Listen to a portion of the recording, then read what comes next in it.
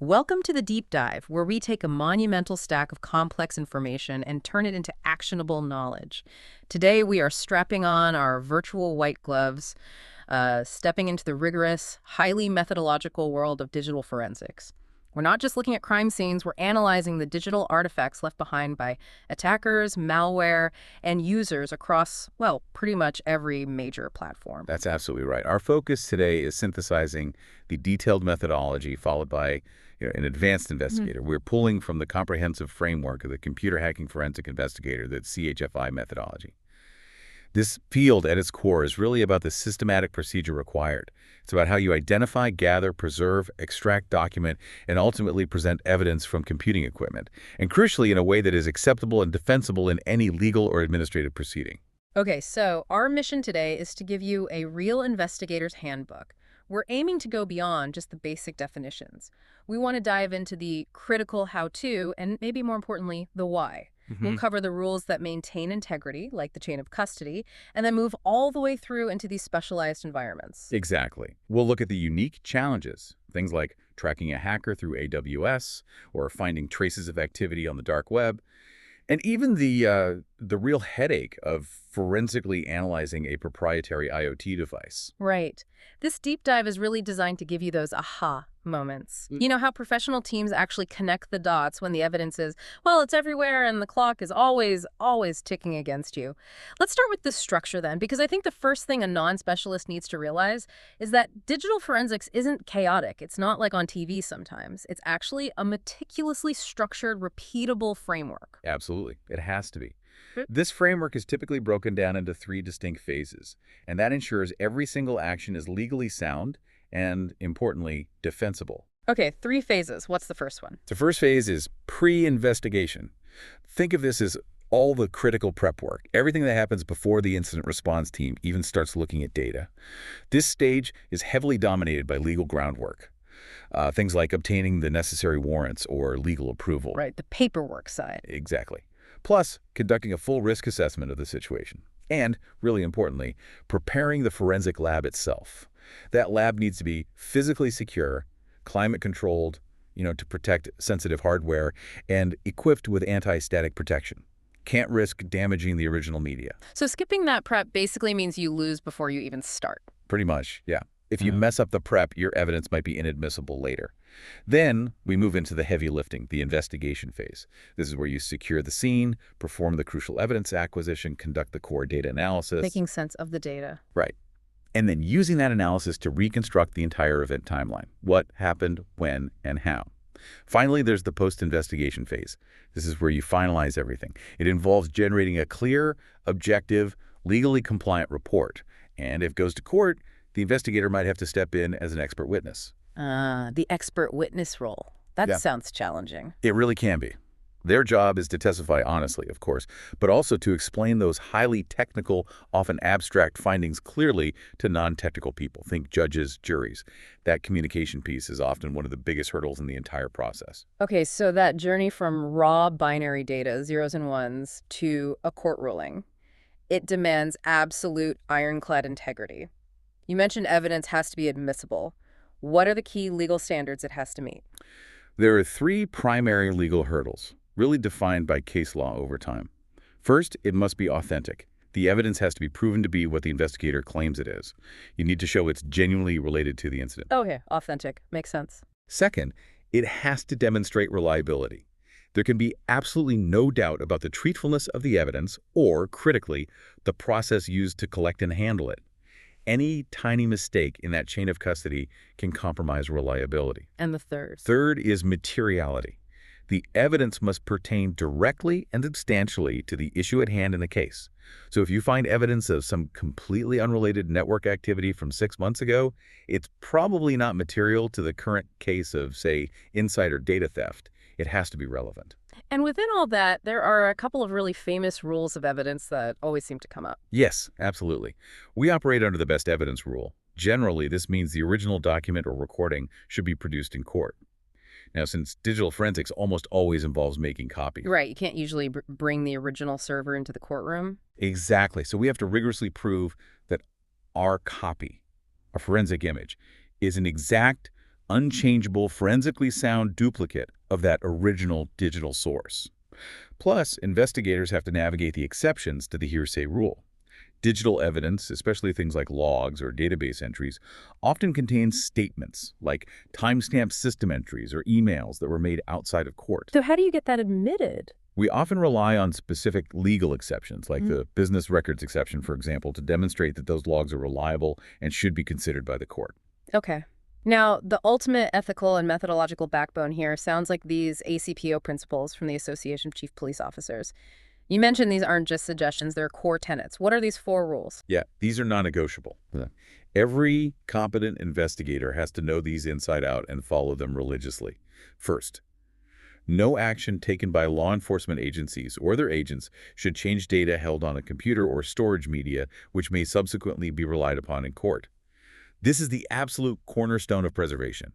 If an investigator, say, accidentally boots up the original suspect hard drive— They've changed things. System logs, timestamps. Precisely. Yeah. They've immediately violated this principle. That's why right blockers are so crucial, but we'll get to that. Second principle. If it is necessary to access the original data, the person doing so must be competent to justify and explain their actions and why that action was relevant in court. Competence is key. So you need to know what you're doing and be able to explain it. Absolutely. Third, an audit trail or record of all processes applied to the digital evidence must be created and preserved. This record has to be detailed enough that an independent third party, given the same tools in your notes, can examine the evidence and get the exact same result.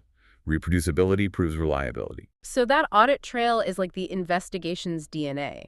If someone follows my steps and gets a different hash value, for example. The evidence is immediately challenged and likely thrown out. It suggests incompetence, a sloppy record, or worse, tampering.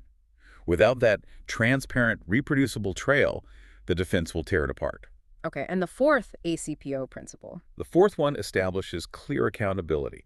The case officer who takes possession of the physical evidence has overall responsibility for ensuring that the law and these principles are adhered to throughout the entire life cycle of that evidence, from seizure to courtroom. Got it. Clear accountability. Okay, let's talk about the clock, because when an incident happens, volatility rules everything. I think most people assume the first thing you grab is the hard drive, right? Because that's where the documents, the main files are.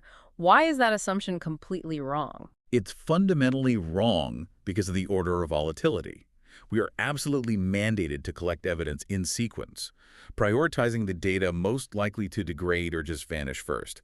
If someone pulls the power cord, intentionally or accidentally, you instantly lose some of the most critical, time-sensitive evidence. So what's at the top of that list? What disappears first? The hierarchy starts with the most volatile. Things like CPU cache, processor registers, routing tables. That stuff is gone in nanoseconds if power is lost. Next down is RAM, system memory. Hugely important. It contains running processes, maybe encryption keys, active user credentials. All the live activity. Exactly. Then you look at the network state, active connections, open sockets. After that, you finally get to the less volatile data on physical storage, the hard disk drives, HDDs, SSDs. And then way down the list are things like remote logs, configuration files stored offline, archival tapes, and so on. We collect from most volatile to least volatile. So if an investigator rushes in and pulls the plug to secure the scene, thinking they're doing the right thing, they've just inadvertently destroyed the RAM contents, the CPU state, the live network connections, potentially the exact artifact that would tell them what the malware was doing right now or who was logged in. A critical error. Which leads to the difference between live and dead acquisition. Precisely. Live acquisition is that, well, sometimes risky but necessary process of collecting the volatile data while the system is still powered on. You use specific tools carefully to dump the contents of RAM, grab the network connection table using something like Netstat OA. This is crucial for building that immediate timeline. Conversely, dead acquisition, or static acquisition is what most people think of, collecting the non-volatile data from a system that's been properly powered OFF. This gets you the file system, documents, historical registry settings, etc. Okay, when we're doing that dead acquisition, specifically getting data off a hard drive, what's the absolute gold standard method? The one everyone agrees on? That would be the bitstream copy. Non-negotiable gold standard. Often called a forensic image or forensic duplicate. It's a sector by sector, bit for bit, exact duplicate of the entire physical drive. And crucially, it doesn't just copy the files you can see in Windows Explorer. It copies everything, the whole disk structure, including hidden data areas like slack space, unallocated clusters. Places where deleted file fragments might still exist. Exactly. That's often where the really juicy evidence hides. And the proof that this bitstream copy is actually sound, that it's truly identical, hinges entirely on a hash value, right? Like MD5 or SHA-25E6. Correct. After you create the forensic copy, you calculate a cryptographic hash value, like SHA-256, which is generally preferred over MD5 now, the original source drive. Right. Then you calculate the hash of the copy you just made. Those two hash values must match perfectly. What happens if they don't? Say you spend hours imaging a huge drive, run the hashes, and they differ by even 1 bit. That's the nightmare scenario. It's an immediate failure in the chain of custody.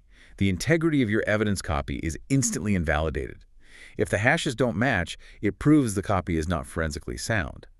It means the data was altered somehow during the duplication process. Maybe a bad cable, maybe interference, maybe incorrect procedure. You have to stop immediately, document the failure meticulously in your audit trail, figure out what went wrong, and attempt the acquisition again. So how do you prevent that alteration in the first place? That leads to write blockers, doesn't it? Absolutely essential. To prevent contamination from the outset, the mandatory use of a write blocker is standard practice. Explain what that does. Why can't I just mount the drive as read-only in my operating system? Isn't that enough? It's generally not considered sufficient, especially for court admissibility. A hardware write blocker is preferred because it's a physical electronic safeguard sitting between your forensic workstation and the original evidence drive. You plug the suspect drive into this device. The write blocker physically intercepts and blocks any electronic signal that represents a write command from ever reaching that original media. It makes it electronically impossible for your analysis workstation to accidentally write a temporary file, update a last access timestamp, or do anything that violates ACPO Principle 1. Software blockers exist, but hardware is the gold standard for guaranteeing read-only access. Got it. A physical barrier against accidental changes. Okay, so we've carefully secured the evidence, we've used a write blocker, we've verified the hash, the copy is sound. But now the real fight begins, right? We're often up against adversaries who are actively trying to make our investigation difficult, if not impossible, using anti-forensics. Exactly. Anti-forensics techniques are all designed to do one thing: increase the time, the cost, and the complexity of our investigation, or ideally, from the attacker's perspective, prevent it altogether. Attackers are sophisticated. They use aggressive data destruction, things like whole disk encryption or just massive data file deletion. They use steganography. Hiding data within other files. Right, hiding malicious code or stolen data or secret messages inside seemingly innocent files like large images or audio tracks. It blends in.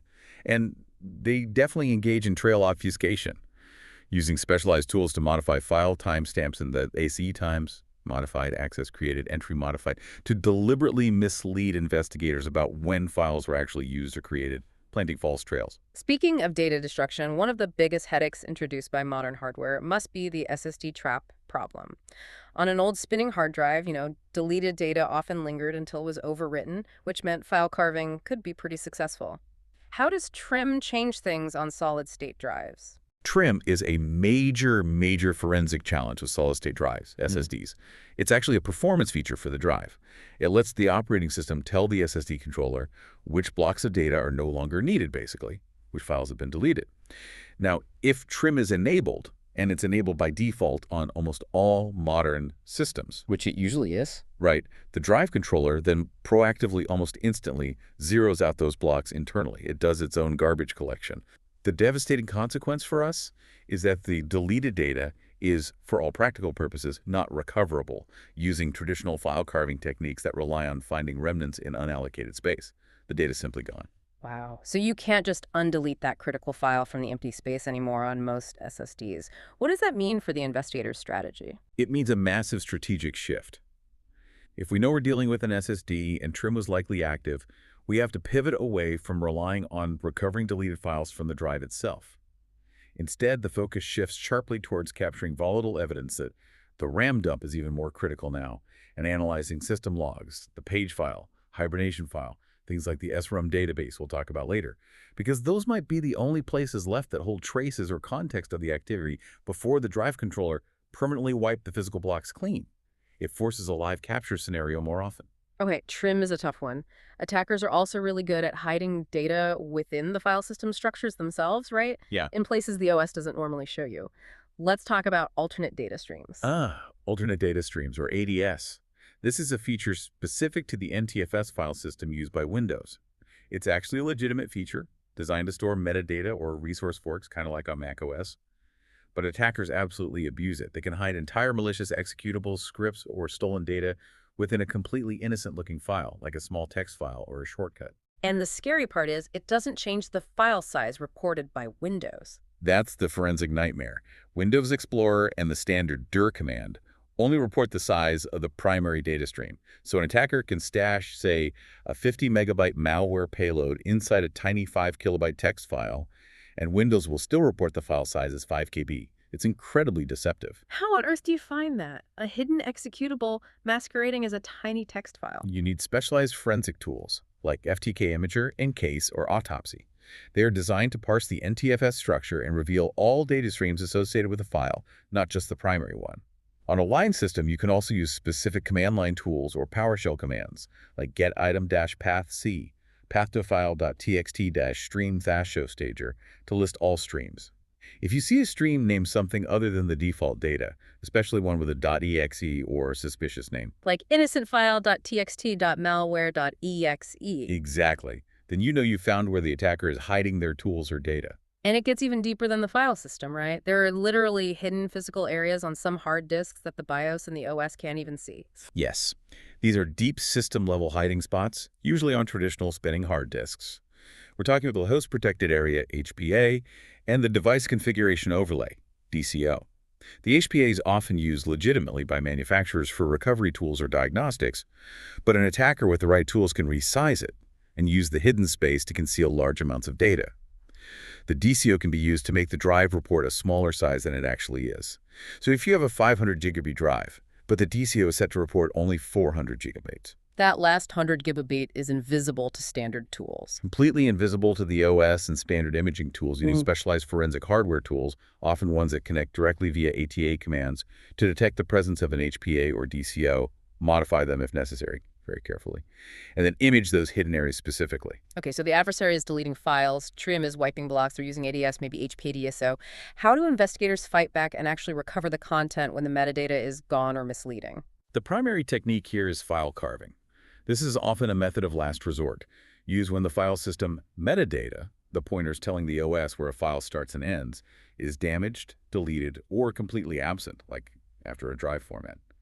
Since we can't trust the file system's index anymore, file carving relies entirely on identifying known, constant patterns within the raw data itself. Specifically, the file's header, often called a magic number, and sometimes its footer. Give us a simple example of that header-footer concept. Sure. Take a very common file type like a JPEG image. Almost every JPEG file starts with the specific hexadecimal byte sequence, FFD8. That's its header or magic number. A file carving tool scans the raw disk image, sector by sector, just looking for that FFD8 sequence. When it finds it, it says, this might be the start of a JPEG. It then continues scanning until it finds the corresponding known JPEG footer, which is usually FFD9. It then extracts or cars all the bytes between that header and footer. And reconstructs the file even if the file system had no record of it. Exactly. Even if the directory entry was deleted or the drive was formatted, it's looking purely at the raw data patterns. This works for many file types, PDFs, Word documents, ZIP archives. They all have unique headers and sometimes footers. Windows itself provides some recovery evidence too, right? Specifically through the recycle bin. It's more than just a trash can. Oh, absolutely. The recycle bin in modern Windows, using NTFS, is a fantastic source of forensic information. When a user deletes a file, it doesn't just disappear. The actual file contents are moved and renamed into a hidden system folder called recycle bin. The file itself gets a name like $, followed by some random characters, Sergi AEBSDEF docs. That's the actual content. But crucially, Windows also creates a second corresponding file, starting with IEG IIABCDEF.docs. This IA file is the forensic goldmine. Why? What's in the die file? It contains critical metadata about the deleted file, its original file path and name before deletion, the security identifier, SID, of the user who deleted it, and the exact date and time the file was sent to the recycle bin. By analyzing the contents of the user's recycle bin directory and correlating these $, content and durable metadata files, we can piece together a very clear history of what the user tried to discard. Okay, and finally, sometimes you run into encrypted files, or maybe the whole system is locked with a user password you don't have. What are the approaches then? Yeah, encryption and passwords are huge barriers. If we can recover password hashes, maybe from the Windows SAM file, or memory dumps, or network traffic captures, we have to resort to password cracking. This usually involves throwing a lot of computing power at it using tools like Hashcat or John the Ripper. We use different attack methods: dictionary attacks, trying words from lists; brute force attacks, trying every possible combination very slow; and rule-based attacks, combining dictionary words with common patterns like numbers or symbols. And what about bypassing things like BIOS passwords or forgotten Windows logins? For hardware locks like a BIOS password, sometimes the easiest way is a physical bypass. Resetting the CMOS memory on the motherboard, often by removing the small coin cell battery for a bit or using a dedicated jumper, can clear the password. For getting past Windows user account passwords when you can't crack them, we often use specialized bootable USB drives. Things like Linux distributions designed for forensics, such as Kane or Paladin, or commercial tools like PassFab4WinKey. These tools can boot the system independently and have utilities that allow you to directly manipulate or blank the password hashes stored in the SAM file, effectively granting you access to the user's account and data. Okay, let's pivot now to the specific digital breadcrumbs left behind on major operating systems, starting with the behemoth, Windows. If an attacker wants their malware to survive a reboot, achieve persistence, where are the first few places an investigator usually looks to find that auto-starting mechanism? Persistence is key for attackers, and they often abuse legitimate Windows features. The primary targets are the Windows Auto Start registry keys. These are well-known locations, things like HKey Local Machine or HKey Currenticer under Software Microsoft Windows Current Version Run, or maybe Run Once. If an attacker plants a path to their malicious executable in one of these keys, it'll launch automatically every time the user logs in or the system boots. Very common. Okay, the run keys. Where else? The second major method is creating unauthorized scheduled tasks. Windows Task Scheduler is a powerful tool for legitimate automation, but attackers love it. They can create a task to run their malware at a specific time, or maybe when a certain event occurs, like a user logon. We detect these by using the command line utilities tasks query and carefully examining the list, looking for tasks that seem suspicious, were created recently, or are linked to unknown executables. Makes sense. Run keys and scheduled tasks. Now, beyond persistence, we really need to understand the real-time activity, especially during an incident response. We need those volatile artifacts. You mentioned capturing the network state earlier. What's the single most critical command line tool for linking a running process directly to its network activity? Hands down, the smoking gun command is netstat-o. Just running netstat by itself shows you network connections, which is useful. But adding that O flag is exceptionally important because it tells netstat to also display the process ID, PID, associated with each connection or listening port. Ah, the PID. So you see a suspicious connection going out to, say, an IP address in China. Exactly. And netstat-00 shows you that connection is being handled by PID 1234. You then immediately open Task Manager or use a tool like Task List to find out which executable file corresponds to PID 1234. Now you've directly linked that suspicious network traffic back to a specific running program, maybe malware.exe. That connection is vital for identifying the active C2 communication or data exfiltration. What other really volatile data needs to be grabbed instantly during a live acquisition before it disappears? Well, besides network state and running processes, we definitely want to know who's logged on. Commands like slogged-on, install internals, or the built-in login sessions can show currently active local and remote user sessions. Beyond that, the contents of the clipboard can be surprisingly revealing. Users often copy passwords, sensitive data snippets or commands there. It's highly transient, and maybe less obvious, but critical. Print spool files.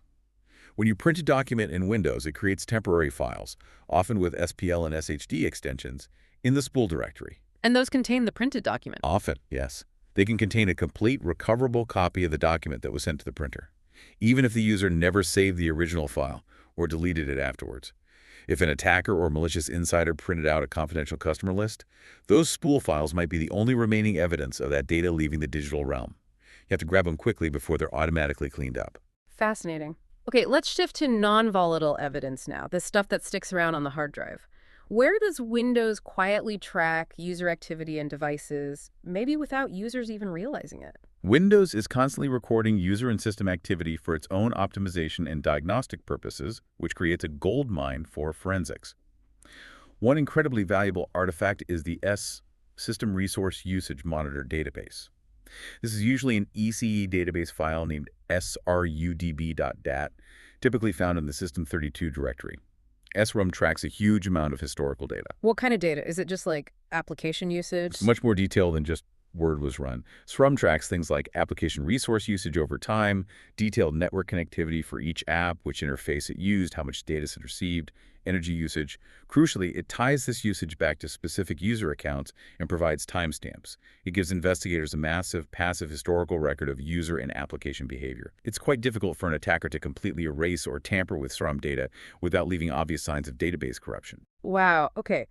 Strum sounds powerful. What about physical devices? Like if someone plugs in a USB thumb drive, does Windows log that? Oh, absolutely. Windows keeps extremely detailed records of external devices, especially USB storage devices. This information is primarily stored deep within the Windows registry. The key place to look is under HKey Local Machine System Current Control Set in a USB store.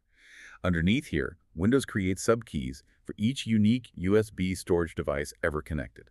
These keys contain information like the device's manufacturer ID, product ID, and importantly, its unique serial number. And timestamps too. Yes, Okay. critically.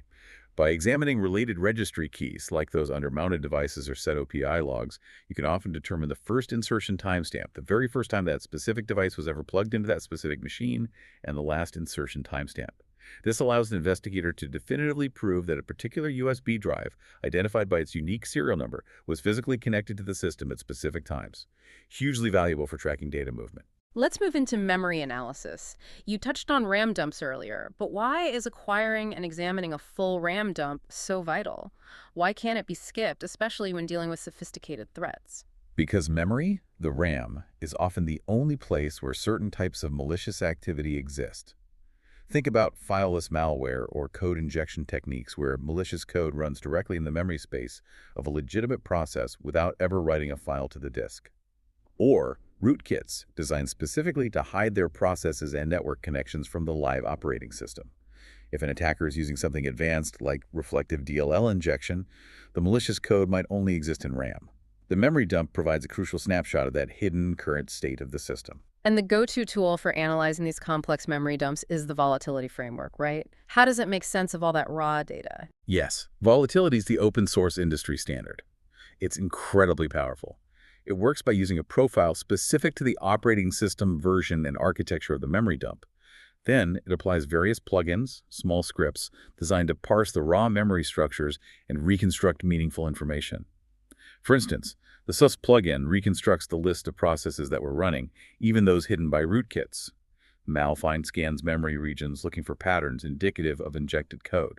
Others can extract network connections, netscan, command history, CMD scan, environment variables, registry hives loaded into memory, and sometimes even recover plain text passwords or encryption keys that were resident in RAM when the dump was taken. So volatility basically rebids the system's state from that memory snapshot. In essence, yes. It gives you visibility into what was actually happening at the moment the memory was captured. And luckily for investigators, some of that RAM data isn't always lost immediately when the power goes off, thanks to two specific Windows files, the page file and the Hibernate file. Right. They act as sort of forensic safety nets, extending volatile memory onto non-volatile disk storage.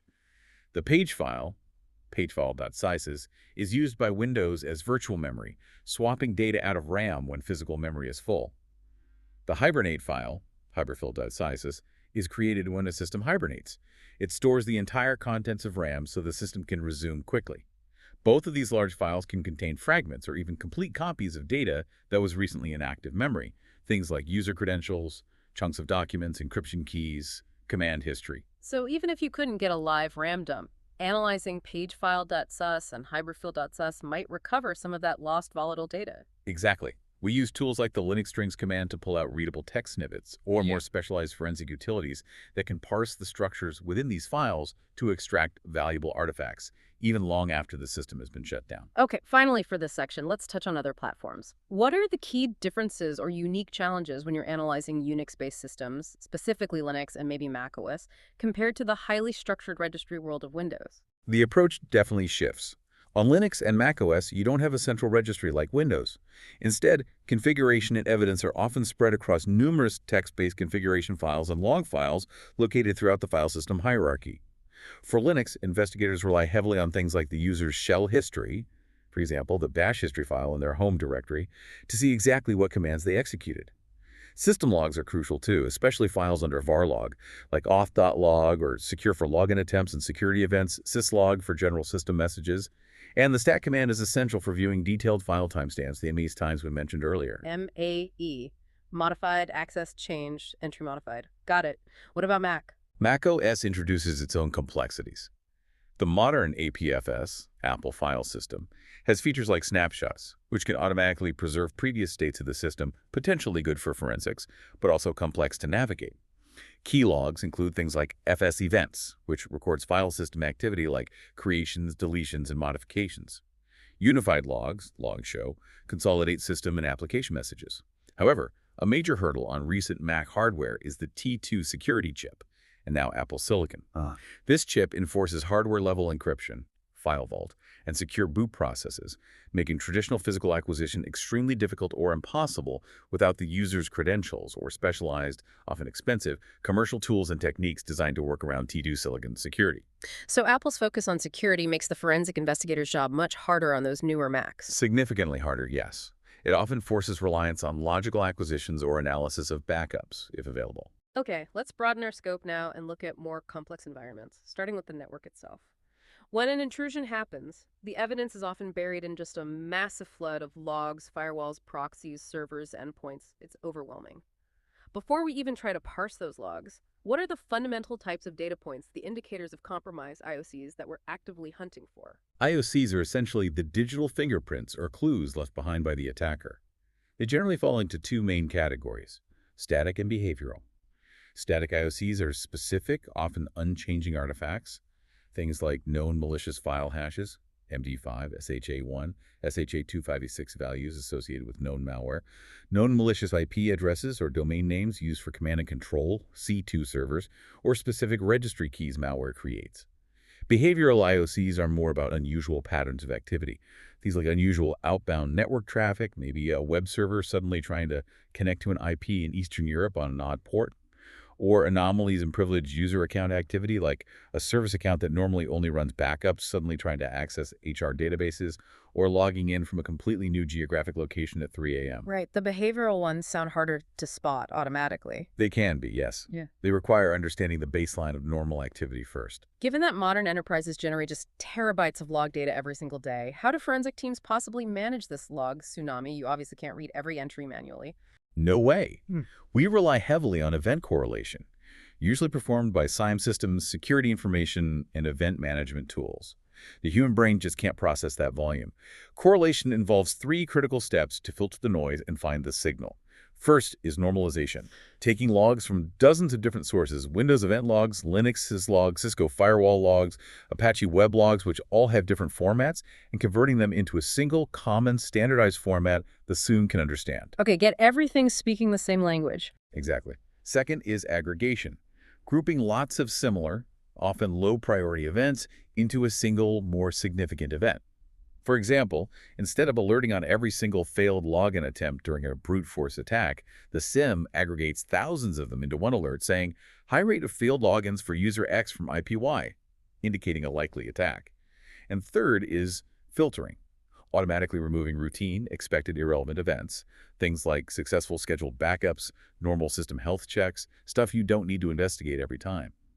By normalizing, aggregating, and filtering, correlation engines can bubble up the truly significant, suspicious events from that massive digital haystack for human analysts to investigate. Makes sense. Let's drill down into web attack forensics specifically. If we're analyzing logs from a web server like Microsoft ISIS or Apache, what specific field within those log entries is most likely to contain the evidence of malicious requests, like SQL injection or cross-site scripting? Regardless of whether you're looking at the ISIS W3C extended log format or the Apache combined log format or variations, the absolute critical field to examine for web attacks is usually the CSURI query field, client-to-server URI query.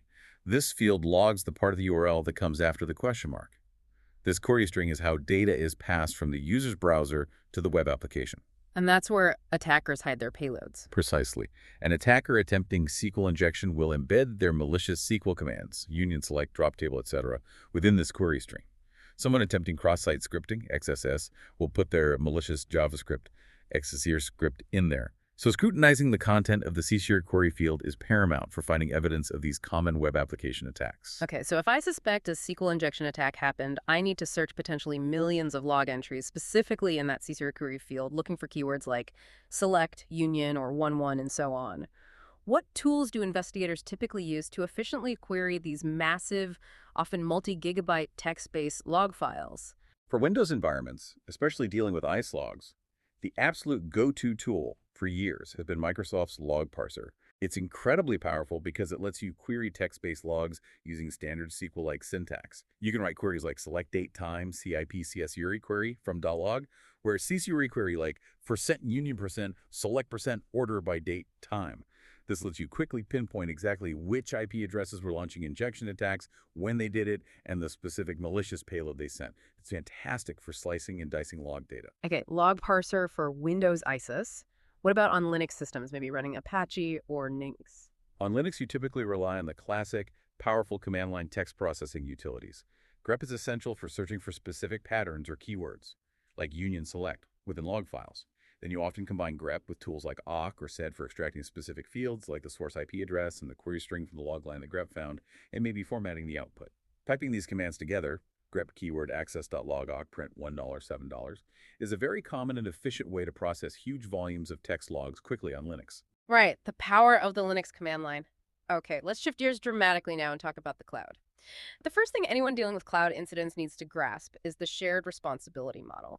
If an organization is running its infrastructure on AWS or Azure, who is actually responsible for what, security-wise? This model is absolutely fundamental and dictates the entire scope of any cloud forensic investigation. You have to know where the provider's responsibility ends and the customer's begins. Think of it like renting an apartment building. Security of the cloud is the cloud provider's responsibility, AWS, Azure, GCP. They are responsible for securing the foundational infrastructure, the physical data centers, the hardware, the network backbone, the hypervisors, the underlying cloud fabric, the building itself, the foundation, the walls. Security in the cloud, however, is the customer's responsibility. You, the tenant, are responsible for what you put inside your apartment and how you secure it.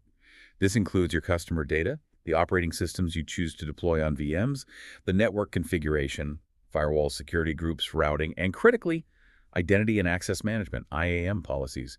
Who has access to what? So if a hacker gets in because the customer configured an S3 bucket to be publicly readable or used a weak password for an admin account, That is 100% the customer's failure under the shared responsibility model, not the cloud provider's fault. The provider gave you the tools, you configured them insecurely. Understanding this division is crucial before starting any cloud investigation. okay. Since investigators obviously can't physically seize a server rack from an AWS data center, they rely entirely on the logging mechanisms provided by the cloud provider.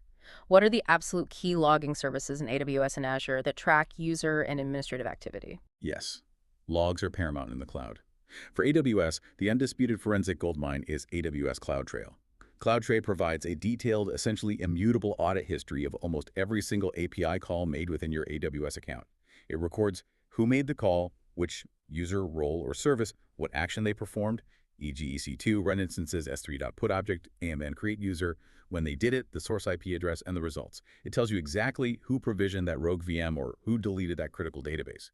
We also heavily analyze service-specific logs, like S3 server access logs for tracking object-level requests, get put, delete on your storage buckets, or VPC flow logs for network traffic details. Okay, CloudTrail is king in AWS. What about Azure? In Azure, the equivalent core service is Azure Activity Logs. These logs track subscription-level events, things like creating or deleting resources, VMs, databases, storage accounts, modifying RBAC roles, etc. It shows you the what, who, and when for control plane operations. For network traffic analysis in Azure, we rely on Network Security Group, NSG flow logs. These record information about IP traffic flowing through your NSGs, capturing source to destination IPs, ports, protocols, and whether the traffic was allowed or denied. These are typically recorded in a structured JSON format, which is great for automated parsing. Got it. Now, let's say a virtual machine VM running in an ISS environment like AWS EC2 gets compromised. The acquisition process has to be entirely virtual, right? How do you acquire a forensically sound image of that VM's disk while maintaining integrity? Walk us through the typical steps. Right, you can't just pull the virtual plug easily. The goal is to get a snapshot of the compromised system's storage without altering the original evidence. The process generally follows these critical steps. 1. Isolate the compromised instance. First and foremost, you need to contain the threat. This usually means modifying its security group or network ACLs to block all inbound and outbound network traffic, except maybe for specific management access if needed. This prevents further compromise, data exfiltration, or the attacker covering their tracks. 2. Stop the instance, if possible and safe, and take an EBS volume snapshot. Stopping the instance helps ensure the file system is in a quiescent, static state.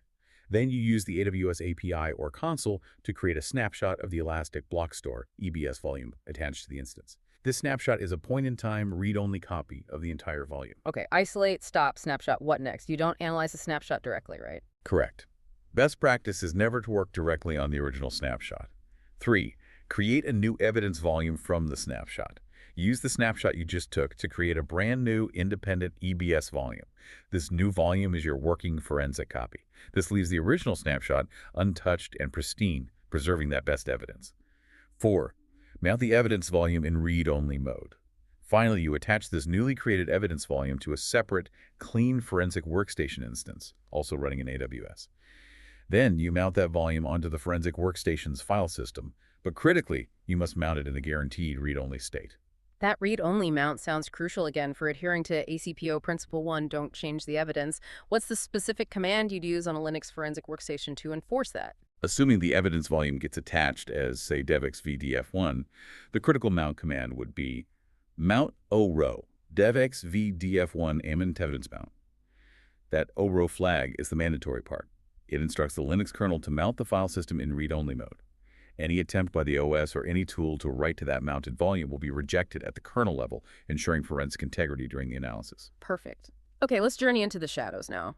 The dark web and Tor.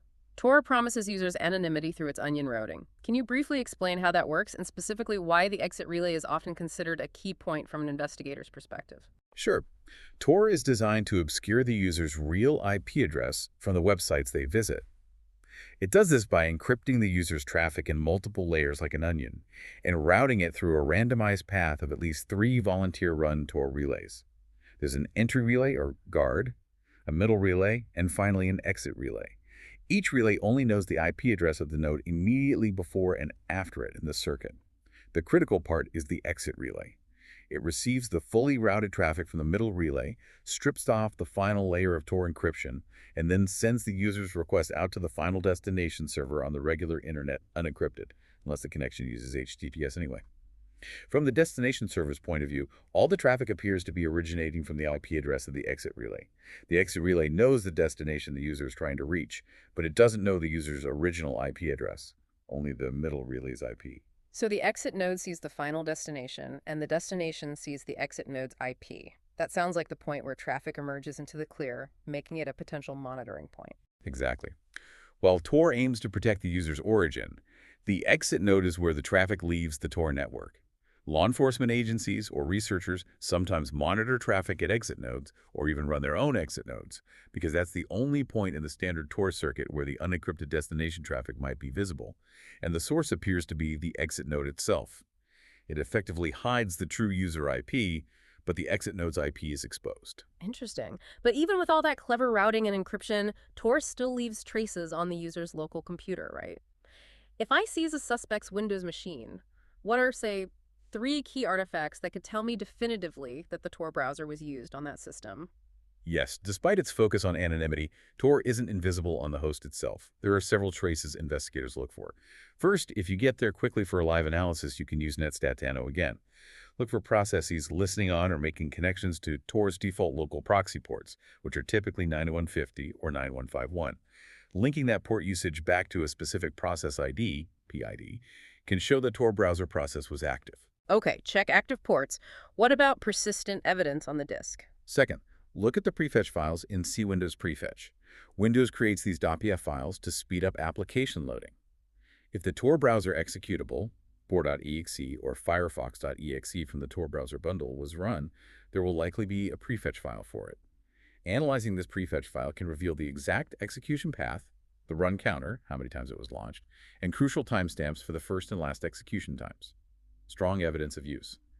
Third, remember the Tor browser is essentially a heavily modified version of Firefox. Like Firefox, it uses SQLite databases to store browsing history, bookmarks, cookies, etc. A key file is places.sqlite, usually found within the Tor browser's profile directory. If the user didn't meticulously clear their history, this file can contain records of visited websites, downloads, and bookmarks made while using Tor. So active ports via netstat, prefetch files showing execution, and the places.sqlite database for browsing history. Got it. And this highlights that critical vulnerability we keep coming back to. The speed of data loss, especially volatile data. Absolutely, it's a race against time. If the attacker is skilled and manages to uninstall the Tor browser before the investigator can secure a live RAM dump, then that crucial memory dump will contain no record of the Tor process running or the websites visited during that session, because the process is no longer active in RAM. It's gone.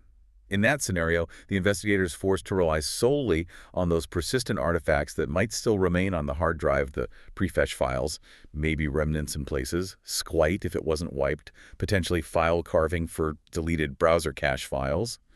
The live volatile evidence is lost. All right, let's move to the ubiquitous digital edge, mobile devices and the Internet of Things. Mobile phones, smartphones, they present an immediate high-stakes problem for investigators. They're always connected, the data is incredibly volatile, and they're often locked down tight with passcodes or biometrics. Yeah. What is the absolute critical, non-negotiable first response protocol when physically seizing a mobile device at a scene? Mobile device seizure requires immediate, careful action to preserve evidence. The very first step is checking its power state. If the device is currently on, N, and lock, the two most critical actions are: 1. Immediately connect it to a dedicated power bank or charger. You cannot let the battery die, or you lose volatile data and might trigger encryption locks. 2. Immediately isolate it from all networks. Either enable airplane mode directly on the device if you can access the quick settings without unlocking it fully, or more reliably, place it instantly inside a Faraday bag. A Faraday bag. What does that do? A Faraday bag is a specialized shielding enclosure that blocks all radio frequency signals: cellular, Wi-Fi, Bluetooth, GPS. This is non-negotiable because it prevents two catastrophic things. First, contamination of the device's state by incoming calls, messages, or data syncing. Second, and more critical, it blocks any potential remote commands, like a remote wipe command sent by the owner or an attacker, which could instantly destroy all evidence on the device. Okay, so on-N and locked head means power bank plus airplane mode Faraday bag. What if the device is already OFF when you find it? Simple rule: leave off F devices, ART off BEF. Do not attempt to power it on at the scene. The boot process itself modifies numerous files, logs, and timestamps, altering the evidence state. Secure it as is, document its state, and transport it to the lab for controlled examination. Got it. Now, mobile acquisition itself is famously complex and often described in tiers. Can you explain the difference between a logical acquisition and a physical acquisition, and why physical is generally preferred, though harder, method? Sure. Logical acquisition is the less invasive method. It essentially extracts the files and data that are accessible through the phone's operating system and standard APIs. Think of it like syncing the phone with a computer. You can get things like contacts, call logs, SMS messages, photos, videos, application data that the OS makes available. You might use tools like the Android Debug Bridge, ADB, Pull Command, or commercial mobile forensic tools operating at this level. The major limitations are: it usually requires the device to be unlocked or the passcode bypassed, and crucially, it cannot recover deleted data or access hidden system partitions or files that the OS restricts access to. Okay, so logical gets the user visible stuff. What about physical? Physical acquisition is the forensic gold standard for mobile devices. It aims to create a bit-for-bit copy of the entire physical flash memory chip inside the phone. This includes everything: the operating system partitions, user data partitions, hidden partitions, unallocated space, where deleted data might reside, and slack space. It's the equivalent of a bitstream copy of a hard drive. Achieving a physical acquisition is much more challenging. It typically requires bypassing the device's security measures, often by exploiting vulnerabilities to achieve rooting on Android or jailbreaking on iOS. Or it involves using specialized commercial forensic hardware and software that can communicate with the device in low-level modes. And because it gets everything, physical acquisition can recover deleted data. Yes, that's one of its primary advantages. Because it copies the raw memory, including unallocated space, standard file carving techniques can then be applied to the physical image to recover deleted messages, photos, files, and other artifacts that the logical acquisition would completely miss. Okay. And when even those software-based physical acquisition methods fail, maybe the phone is physically damaged, heavily encrypted, or it's a really obscure model, investigators have to resort to even more advanced, sometimes destructive physical techniques. That's right. These are the methods of last resort when data extraction is critical. Two main techniques are JTAG forensics and chip-off forensics. JTAG, Joint Test Action Group forensics, involves carefully opening the device and connecting fine wires or specialized probes directly to test access ports, TAPs, that are often present on the device's main logic board for manufacturing tests. By interfacing through these JTAG ports, an investigator can often communicate directly with the processor or memory controller, bypassing the main operating system entirely to read out the contents of the flash memory chip. And chip-off sounds even more drastic. It is. Chip-off forensics is the most invasive common technique.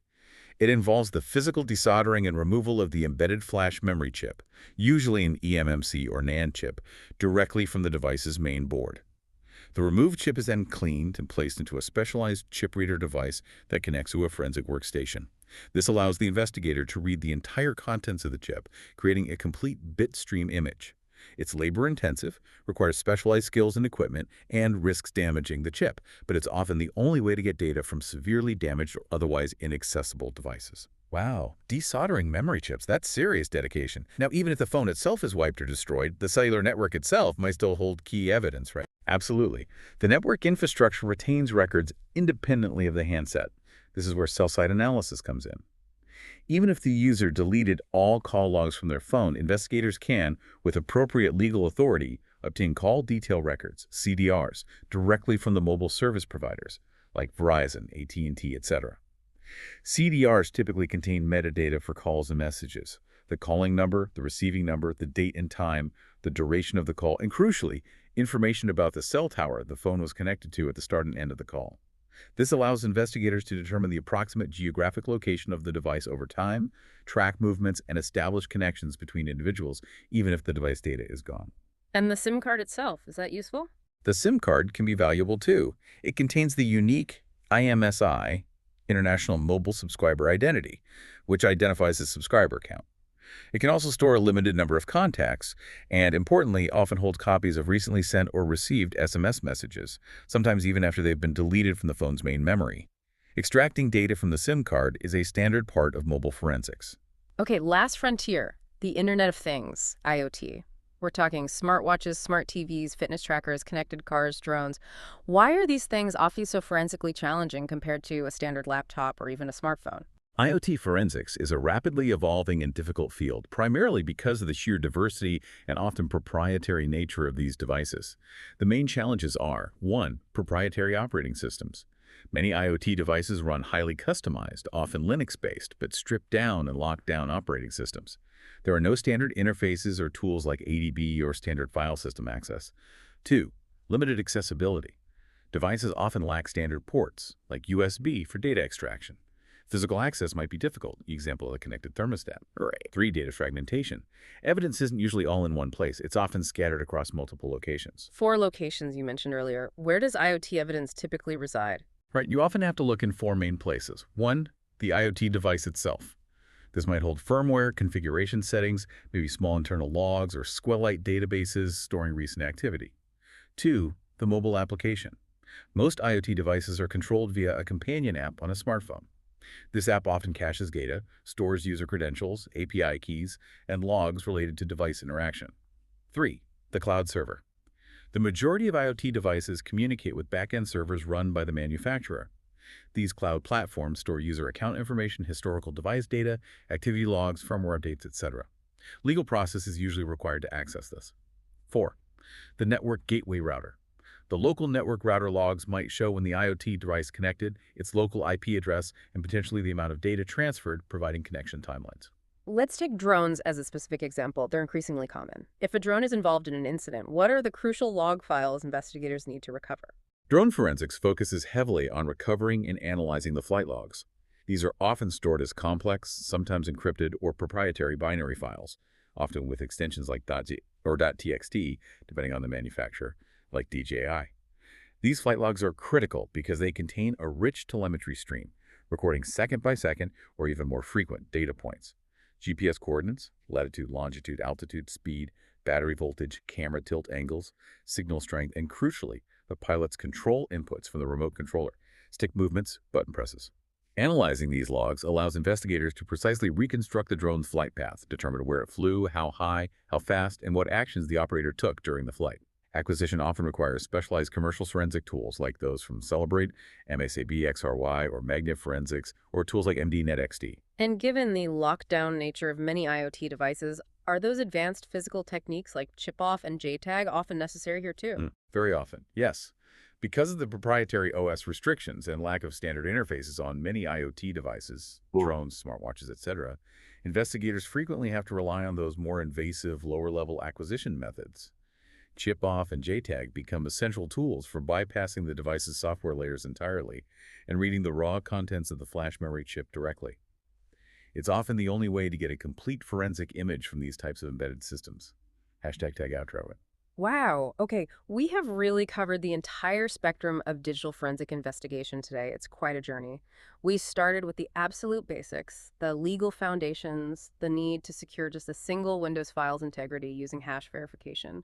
Then we moved through battling anti-forensics like trim on SSDs and alternate data streams, looked at the careful virtual acquisition needed for cloud volumes mounted read-only. Right, and all the way to the necessity of sometimes physically desoldering a memory chip from a smartwatch or a drone just to get the data. Exactly. The sheer number of different systems, platforms, and the sophisticated anti-forensic techniques being used means that the investigators' rigor, their methodology, and often their speed are just paramount. That rigorous methodology truly is the only constant we can rely on in this field. The ultimate objective, always, is to move from that initial chaotic incident scene to a provable, scientifically sound, reproducible audit trail. An audit trail that strictly adheres to legal rules and standards like ACPO or ISO 27037. Whether the specific challenge is dealing with modern ransomware actively deleting shadow copies to thwart recovery, or highly sophisticated malware obfuscating its code using complex packers and encryption. The investigator's mastery of the fundamentals, knowing which specific commands to run like netstat-o, knowing which artifacts matter like the srudb.dat file or places.squite, and sticking rigidly to that methodology that's the only constant in a world of constantly changing variables. And we've certainly seen today that forensic readiness requires constant learning and adaptation. The adversaries aren't standing still. They're using automated tools, AI perhaps, and advanced techniques to hide or destroy evidence faster than ever. Which brings us to a final thought for you, the listener, to maybe mull over. We've talked a lot today about the overwhelming volume and complexity of digital evidence. If modern cyber attacks continue this trend, leveraging artificial intelligence not just for attacks, but for better obfuscation, faster execution, and maybe even AI-driven anti-forensics, then forensic teams simply cannot afford to rely solely on manual human analysis anymore. The scale is too vast. So the question becomes, how will forensic automation, things like AI-driven data analysis to spot anomalies faster, automated orchestration of acquisition and processing, AI-powered correlation across disparate datasets, how will these have to evolve just to keep pace? Just to process the sheer volume and complexity of evidence within the legally mandated, often shrinking timelines. It really is becoming a massive technological race just to uncover the truth.